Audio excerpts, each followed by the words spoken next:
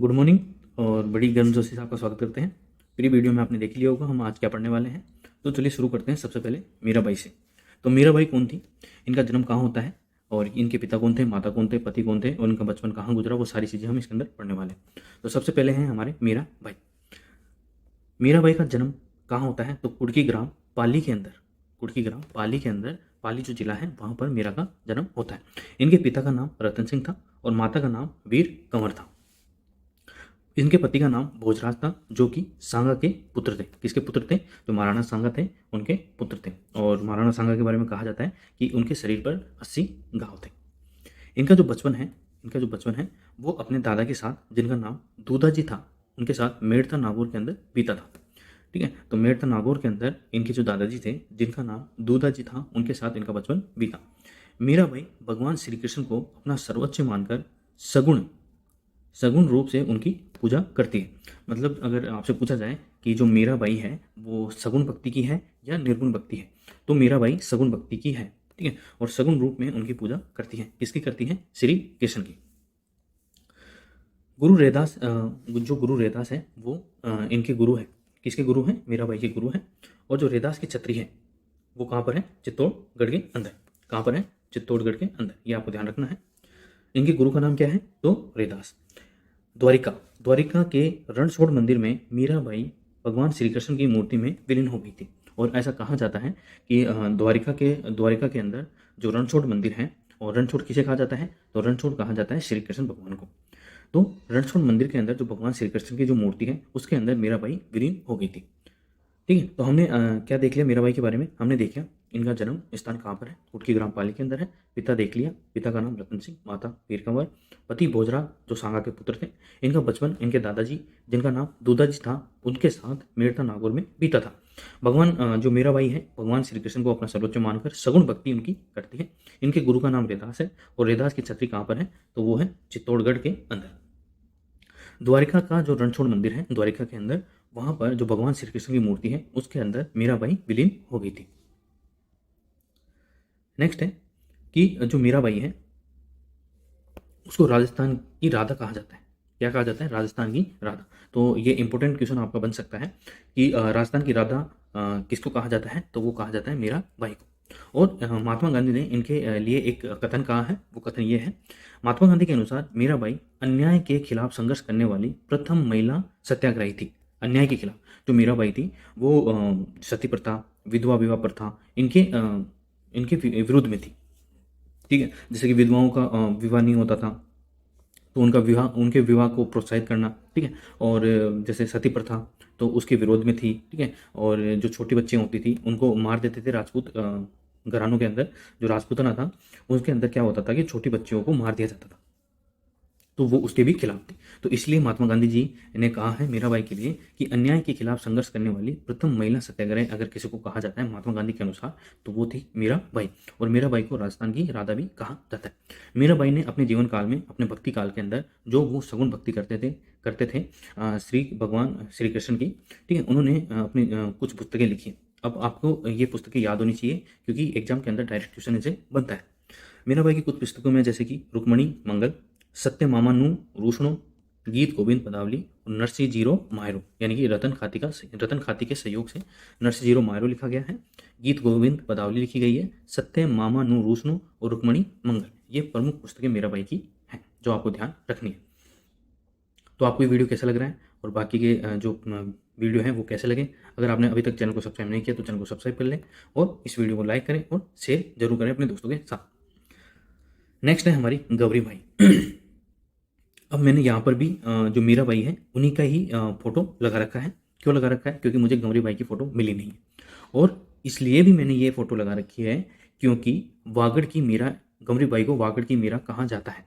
अब वागड़ की मीरा कहा जाता है तो मैंने मीरा की फ़ोटो लगाती। ठीक है, और इसी मतलब रिलेशन के साथ आपको गौरी बाई याद रहेगी। मैं आपको लिख के दे सकता हूँ। ठीक है, तो गौरी बाई को वागड़ की मीरा कहा जाता है। क्यों कहा जाता है? क्योंकि ये भी भक्ति करती थी। ठीक है, डूंगरपुर के राजा शिव सिंह ने इनके लिए बाल मुकुंद मंदिर बनवाया था। जो डूंगरपुर के शासक थे राजा शिव सिंह, उन्होंने इनके लिए बाल मुकुंद मंदिर बनवाया था। तो दो फैक्ट आपको याद रखने हैं। गौरी बाई को वागड़ की मीरा कहा जाता है, दूसरा ये कि डूंगरपुर के राजा शिव सिंह ने इनके लिए बाल मुकुंद मंदिर बनवाया था। तो डायरेक्ट आपसे ये भी पूछा जा सकता है कि बाल मुकुंद मंदिर निम्न में से किस भक्ति भक्ति है सगुण भक्ति की महिलाओं के साथ संबंधित है। तो आपको जो टिक करना है वो है गंवरी बाई, जिनको वागड़ की मीरा कहा जाता है। नेक्स्ट है हमारे संत माऊजी। तो ये राजस्थान के प्रमुख संत और संप्रदाय हम कर रहे हैं, ठीक है। और ये पार्ट कौन सा है, थर्ड पार्ट है। संत माऊजी, ये पिक्चर है संत माऊजी की। इनका जन्म सांवला डूंगरपुर के अंदर इनका जन्म होता है। सांवला एक स्थान है और डूंगरपुर राजस्थान का जिला है, वहाँ पर इनका संत माऊजी का जन्म होता है। भगवान श्री कृष्ण की पूजा निष्कलंक अवतार के रूप में ये करते हैं। जो भगवान श्री कृष्ण है उनकी पूजा ये निष्कलंक अवतार के रूप में करते हैं। बागड़ी भाषा में इन्होंने अपने उपदेश दिए अपने अनुयायियों को। तो आपको ध्यान रखना है संत माऊजी का जन्म, क्योंकि जन्म स्थान पूछा जाता है, जो संतों का जन्म स्थान है वो जरूर से ही पूछा जाता है, ये इंपॉर्टेंट है, आपको ध्यान रखना है। तो संत माऊजी का जो जन्म होता है वो सांवला डूंगरपुर के अंदर होता है। भगवान कृष्ण की पूजा निष्कलंक अवतार के रूप में ये करते हैं। बागड़ी भाषा में अपने अनुयायियों को, अपने भक्तों को ये उपदेश देते हैं। कौन सी भाषा के अंदर, बागड़ी भाषा में। और इन्होंने एक पुस्तक भी लिखी है, उस पुस्तक का नाम है चोपड़ा, जिसके अंदर तीसरे विश्व युद्ध की जानकारी देखने को मिलती है। तो ये इंपॉर्टेंट हो जाती है इनकी बुक, जिसका नाम है क्या है, चोपड़ा, जिसमें तीसरे विश्व युद्ध की जानकारी सहित दी गई। अब आप सोच रहे होंगे कि एक तो प्रथम विश्व युद्ध हो गया, दूसरा हो गया, तीसरा तो हुआ ही नहीं, तो जानकारी कैसी। तो इन्होंने भविष्यवाणी की है कि भविष्य के अंदर जो युद्ध होगा वो तीसरा विश्व युद्ध होकर ही रहेगा, ऐसा कहते हैं संत माऊजी। तो ये आपको ध्यान रखना है। नेक्स्ट है हमारे निम्बार्क संप्रदाय। अब संप्रदाय आ जाते हैं। निम्बार्क संप्रदाय का जो मुख्य केंद्र है वो सलेमाबाद अजमेर के अंदर है। कहाँ पर है, सलेमाबाद अजमेर के अंदर। काफ़ी बार एग्जाम में क्वेश्चन पूछा गया है और आगे पूछा भी जा सकता है कि जो निम्बार्क संप्रदाय है उसकी जो मुख्य पीठ है वो कहाँ पर है, तो वो सलेमाबाद अजमेर के अंदर है। और इसके संस्थापक कौन है, तो इसके संस्थापक है परशुराम। कौन है, परशुराम। इन जो निम्बार्क मेला बढ़ता है वो भाद्रपद शुक्ल अष्टमी को बढ़ता है। कब बढ़ता है, भाद्रपद शुक्ल अष्टमी को। इस संप्रदाय में राधा की पूजा भगवान श्री कृष्ण के पति के रूप में की जाती है। तो ये संप्रदाय इंपॉर्टेंट हो जाता है। क्यों हो जाता है, क्योंकि इसके अंदर जो संप्रदाय के लोग हैं वो राधा की पूजा भगवान श्री कृष्ण के पति के रूप में की जाती है। तो ये आपको ध्यान रखना है, ठीक है। तो जैसे कि ये आपको दिख भी रहा होगा, ये निम्बार्क संप्रदाय का प्रतीक चिन्ह है। और ये देखिए ये चिन्ह है और ये तिलक है और ये शंख है। तो ये आपको ध्यान रखना है, ये निम्बार्क संप्रदाय के चिन्ह है। तो ये आपको ध्यान रखना है। नेक्स्ट है हमारे परिणामी संप्रदाय। कौन से, परिणामी संप्रदाय। इनके संस्थापक जो हैं वो है प्राणनाथ जी। कौन है, प्राणनाथ जी। मंदिर इनका पन्ना मध्य प्रदेश के अंदर है। कहाँ पर है, पन्ना मध्य प्रदेश के अंदर है। मुख्य ग्रंथ इनका कौन सा है, तो कुजलम स्वरूप इनका मुख्य ग्रंथ है।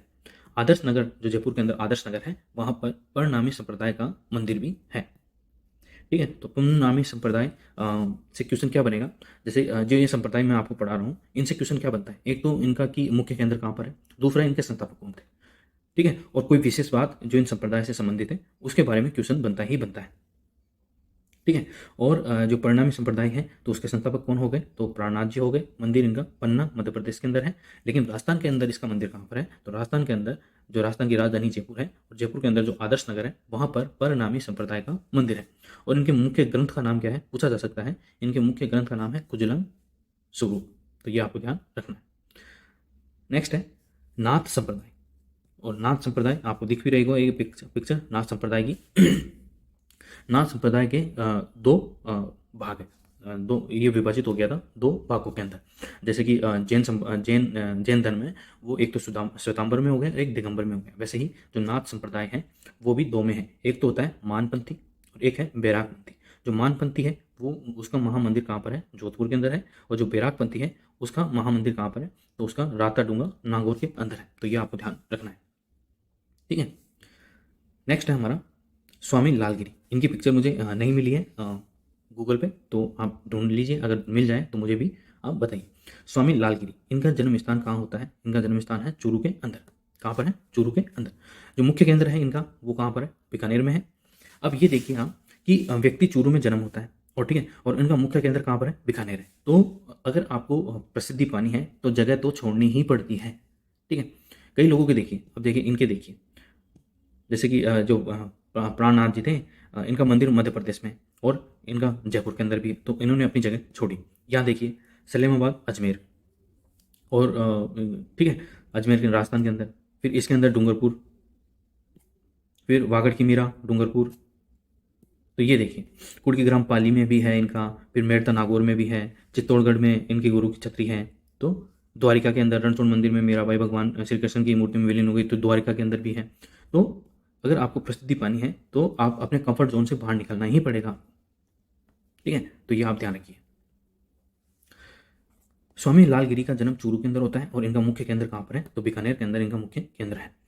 अलखियां संप्रदाय का ये संचालन करते हैं। तो आपसे पूछा जा सकता है कि जो अलखियां संप्रदाय है उसके प्रवर्तक कौन है, तो वो है स्वामी लालगिरी। इन्होंने एक पुस्तक लिखी है, उस पुस्तक का नाम है अलख स्तुति प्रकाश। तो ये भी आपसे पूछा जा सकता है कि अलख स्तुति प्रकाश की पुस्तक के लेखक कौन है, तो स्वामी लालगिरी उसके लेखक है। नेक्स्ट है भक्त कवि दुर्लभ। ये भी कोई नाम होता है, भक्त कवि दुर्लभ। जैसे जयपुर के अंदर जो हॉस्पिटल है दुर्लभ जी, ठीक है, वो इनके नाम पर नहीं है लेकिन नाम होता है। तो इनको वागड़ का नरसिंह भगत कहते हैं। क्या कहते हैं? वागड़ का नरसिंह भगत। तो ये नरसिंह भगत कौन थे जिनकी तुलना भक्त कवि दुर्लभ से की जाती है? आप मुझे कमेंट बॉक्स में बताएं।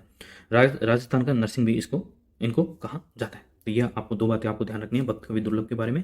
एक तो इनको वागड़ का नरसिंह भगत कहते हैं, दूसरा राजस्थान का नरसिंह कहा जाता है, ठीक है। तो ये हमने देख लिया, ठीक है। मीराबाई, गमरीबाई, संत माव जी, भक्त कवि दुर्लभ, और नाथ संप्रदाय, परिणामी संप्रदाय, और एक क्या था, निम्बाल संप्रदाय के बारे में हमने जान लिया। आई होप आपको ये वीडियो पसंद आया होगा, आपको फैक्ट भी पसंद आए होंगे, और इन्फॉर्मेशन आपको कैसी लगी। तो अगर आपको अच्छी लगी है तो प्लीज़ वीडियो को लाइक करें, शेयर करें और चैनल को सब्सक्राइब जरूर करें। Thank you so much.